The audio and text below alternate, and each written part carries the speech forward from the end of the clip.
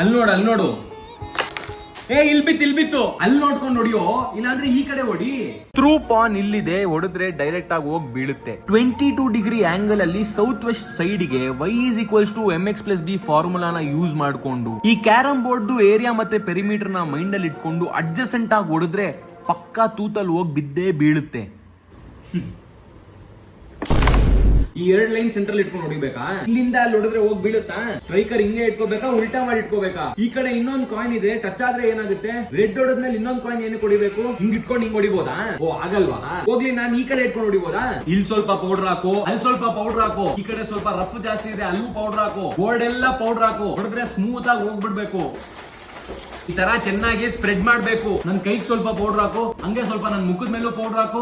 Half line ಅಲ್ಲಿ ಇಟ್ಕೊಂಡು ಹೊಡೆದಿದ್ಯಾ, next ನಿನ್ ಚಾನ್ಸ್ ಕಟ್ಟು. ಈ ಆರೋ ಇರೋ ಜಾಗದಲ್ಲಿ ಇರೋದ್ ನಾವು ಮುಟ್ಟಿದ್ರೆ ಔಟ್. ನಿಮ್ದೇನಿದ್ರು ವೈಟ್ ಹೊಡಿಬೇಕು, ನಮ್ದು ಬ್ಲಾಕ್ ನ ಹೊಡೆದ್ರೆ ನಿಂದೆಲ್ಲ ಸೆಂಟ್ರಲ್ ಇಡ್ಬೇಕು. ಡೈರೆಕ್ಟ್ ಆಗಿ ರೆಡ್ ಹೊಡೆದ್ ಬಿಟ್ರೆ ಔಟ್.